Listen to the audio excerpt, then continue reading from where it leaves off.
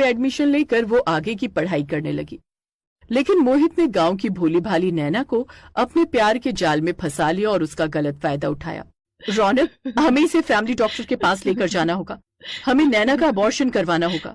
नैना भी इस बात के लिए मान जाती है, लेकिन डॉक्टर के पास जाने के बाद नैना को न जाने क्या होता है कि वो अबॉर्शन करवाने से मना कर देती है। इस बात से पूजा और भी गुस्से में आ जाती है। एक सुबह, अरे ओ महारानी, अभी तक सोई पड़ी है, चल उठ, रसोई में बर्तन पड़े हैं, उन्हें जाकर मांज। यहाँ मुफ्त में पड़े पड़े रोटियां नहीं मिलेंगी। और हाँ, अब तो इस घर में ही रहेगी, तुझे बाहर जाने की कोई जरूरत नहीं है। उधर पूजा फोन करके ये बात गांव में रहने वाली अपनी सास को भी बता देती है। वो पहली गाड़ी से ही दिल्ली पहुंच जाती है। ये क्या है नैना, तू पेट से है? अरे ये पाप करते हुए तुझे शर्म नहीं आई? सारी बिरादरी में हमारी नाक कटवा कर रख दी। ना जाने किसका पाप अपनी कोख में लिए घूम रही है। ऐसा मत कहो माँ, तू पागल हो गई है क्या? तू बिन ब्याही गर्भवती हो गई है। अब कौन तुझसे ब्याह करेगा? सारा समाज हम पर थूकेगा। चल तू अभी मेरे साथ चल और ये बच्चा गिरा दे। नहीं माँ, मैं ये बच्चा नहीं गिरा सकती, मुझे इस बच्चे को दुनिया में लाना ही होगा। तू मेरी बात सुन क्यों नहीं रही? लेकिन नैना अपनी माँ की भी बात नहीं मानती और वो इस बच्चे को गिराने से इनकार कर देती है। अब वो घर पर ही रहती है और घर के सारे काम काज करती। क्या हुआ मेरी कलमुही ननद, बर्तन अच्छे से घिसो, हाथ में दम नहीं है क्या? बड़े धीरे धीरे हाथ चला रही है। चक्कर तो बड़ी जल्दी चला लिया था तूने, और ऊपर से कुंवारी ही गर्भवती होकर भी बैठ गई।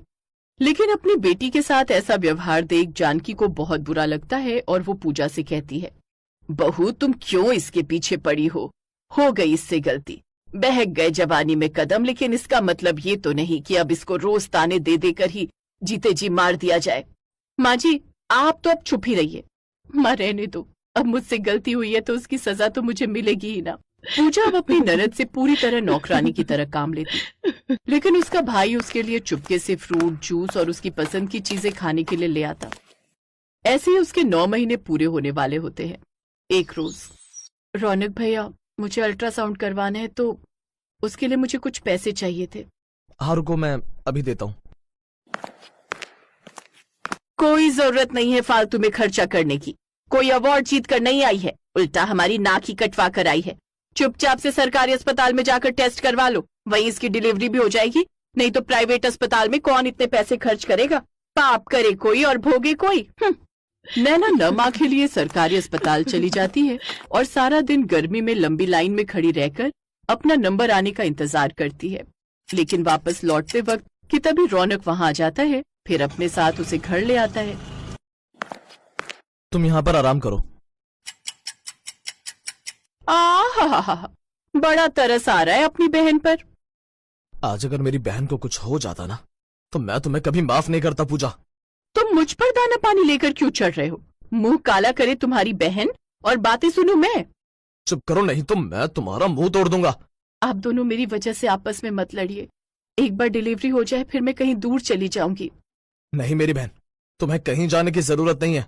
तुम्हें क्यों बड़ा प्यार आ रहा है अपनी इस कुलच्छनी बहन पर? जहाँ जाना है जाए हमारी बला से। ना जाने इसने ऐसा करने से पहले एक बार भी हमारे बारे में क्यों नहीं सोचा। इससे तो अच्छा होता ही अपना अबॉर्शन करवा लेती और इस बच्चे के साथ ये भी इस दुनिया से चली जाती। ये सुनते ही नैना जोर जोर से रोने लगती है। अगर तुम कुछ अच्छा नहीं बोल सकती तो भगवान के लिए बुरा भी मत बोलो। नैना ने तो उसी दिन इस बच्चे को अबॉर्ट करने का फैसला कर लिया था जब हम इसे अस्पताल लेकर गए थे, लेकिन वहां जाकर इसे पता चला कि तुम्हारी जो रिपोर्ट्स आने वाली थी वो आ गई हैं और उसमें साफ साफ लिखा है कि तुम कभी माँ ही नहीं बन पाओगी। और वो जानती थी कि तुम बच्चे के लिए कितने सालों से तड़प रही हो, लेकिन लाख मन्नतें करने के बाद भी तुम्हें माँ बनने का सौभाग्य नहीं मिल पा रहा था। तब नैना ने मुझसे कहा कि कोई बच्चे के लिए इतना तड़पता है और मैं हूं जो एक बच्चे की जान ले रही हूँ, इसलिए उसने फैसला किया कि वो इस बच्चे को तुम्हारे लिए जन्म देगी और उसके पैदा होते ही उसे तुम्हारी झोली में डाल देगी। ये सब सुनकर पूजा को अपनी गलती का एहसास होता है और वो नैना से अपने किए के लिए माफी मांगती है।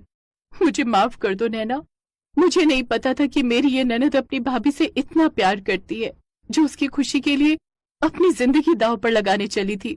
ये देख सबकी आंखों में आंसू आ जाते हैं। लेकिन तभी अचानक से नैना को उल्टी जैसा होने लगता है और वो बाथरूम की ओर भागती है, जहां वॉमिट होने के कुछ देर बाद ही उसे लेबर पेन स्टार्ट हो जाता है। भाभी, माँ, पूजा और जानकी बाथरूम में जाती हैं, जहां नैना दर्द से तड़प रही होती है। माँ जी, लगता है नैना की डिलीवरी का वक्त आ गया है। फिर तो हमें इसे अस्पताल लेकर जाना होगा। नहीं माँ जी, हमारे पास इतना वक्त नहीं है, इससे इन दोनों की जान को खतरा हो सकता है। माँ जी, आज अपनी इस ननद की डिलीवरी ये भाभी करेगी, और वो भी इस बाथरूम में। बहू, लेकिन तुम?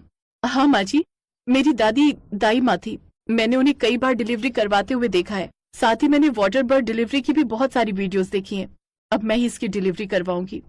माँ जी, गीजर ऑन कर दीजिए और इस बाथटब को गुनगुने पानी से भर दीजिए। इसके बाद वो नैना का हाथ पकड़कर उसे बाथटब में बिठाती है, जिसके बाद वो बाथरूम का दरवाजा बंद कर देती है और उसकी डिलीवरी करवाने लगती है। बाहर खड़ा रौनक हाथ जोड़कर भगवान से प्रार्थना कर रहा था। तभी उसे बच्चे के रोने की आवाज आती है। फिर कुछ दिन बाद, अरे मेरा राजकुमार, आज तुझे काला टीका लगा दूं, कहीं नजर ना लगे। पूजा गोद में मुन्ना को लेकर बैठी थी। उस दिन उसका नामकरण था। घर में सब बहुत खुश थे। नैना अपने भाई भाभी को खुश देखकर बहुत खुश थी, और वो दोनों तो मानो दिल ही दिल नैना को खूब धन्यवाद कह रहे थे।